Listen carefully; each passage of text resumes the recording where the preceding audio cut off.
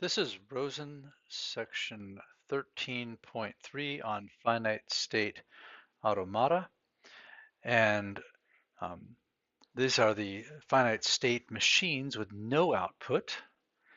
So we'll refer to those as FSAs. And a finite state automaton can be defined as a 5-tuple. We have a set of states. We have an input alphabet. We have a function that maps the state and input to a new state. We have to designate a starting state. And then we also have to designate final states or accepting states. And as with finite state machines, we can represent them with a state diagram or with a state table or a state diagram. And then in the state diagram, the final states are indicated with a double circle. All right, so here we have a finite state automaton. It's got 4 states, S0 through S3.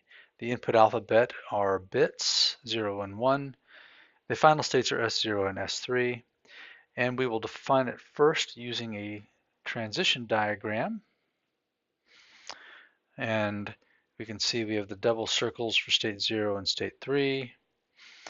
And we have our starting state S0. Note that in the case of a finite state automaton, if you have more than one label on an arc, those are both inputs. There is no output for this machine, but you might have both inputs having the same result for the function. So in other words, if you're in state 2, both a 0 and a 1 transition the machine or the automaton to state S0. And then we can also consider the table. In this case, since we don't have an output function, we only have one portion of the table for these state transitions. And the thing you have to be careful of with the table is we don't see a designation for the final states, because remember S0 and S3 are the final states, and S0 is also your starting state. Note that every state and input pair has one and only one possible result, one and only one mapping. So it is a function. All right, so if you're in state 1, say, and a 1 comes in, you're going to go to state 2.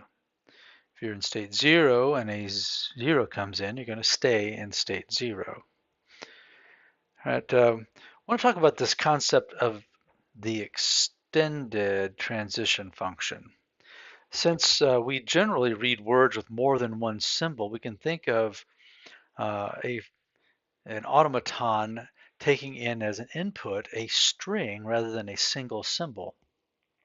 And then the result of reading that string will be whatever state the machine is in at the end of that last symbol, reading it from left to right. So if I start in state 0 and I take an input of 1, 1, 1, well, I'm going to go from state 0 to state 1 for the first one, and then I'm going to go from state 1 to state 2 for the second one, and I'm going to go from state 2 to state 0 for the first one. So the result is I'm in state 0. Okay, so that's the extended transition function where we read strings rather than single symbol inputs. And let's take a look at how we would use a finite state automaton to recognize a language. And the way we will do that is by reading strings. So we'll be concerned with that extended function. So a string X is said to be recognized by a finite state automaton if it starts in the initial state and then goes to a final state using the extended transition function. So if we start in state 0, we start to read a string X, and we end in a final state, we say that it is recognized.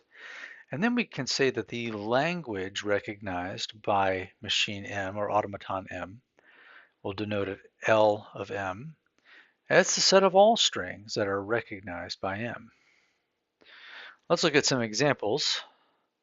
Here I have three finite state automata, and we will look to see what kind of language it recognizes. This first one at the top, well, it starts in a recognition state, so that means it recognizes the empty string. And then it stays in that recognition state if a 1 comes in, and it does it again if another 1 comes in. And so I basically recognize the set of all possible strings of consecutive ones, including 0 ones. So, and then if ever a 0 ever comes in, I stay in a state of perpetual non-recognition in state 1. So the language recognized by that top machine, M1, is just 1 to the n, where n is any non-negative integer. Now, how about machine 2, or M2?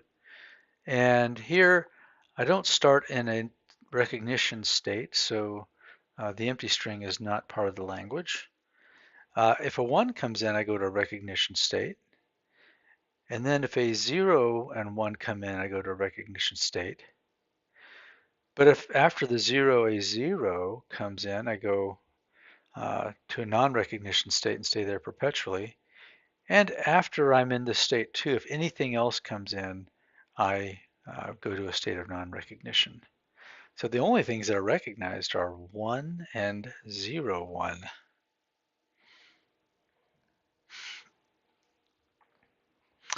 All right, this last one, the first part of it looks similar to above, where I'm in a state of recognition right at the start. So that means I recognize the empty string. I also recognize 0 and 0, 0, and which means I recognize 0 to the n for n non-negative. And then if a 1 comes in, I'm not in a recognition state. And if another 1 comes in, I stay in a non-recognition state perpetually. But if a 1 and 0 come in after any number of zeros, then I stay in a state of perpetual recognition. So that looks like 0 to the n, followed by a 1, followed by a 0. And then since I'm in perpetual recognition after that, it can be any bit string. So the language for M3 is 0 to the n and 0 to the n 10x, where x is any string for n non-negative. And that is how we can tell what language a given finite state automaton recognizes.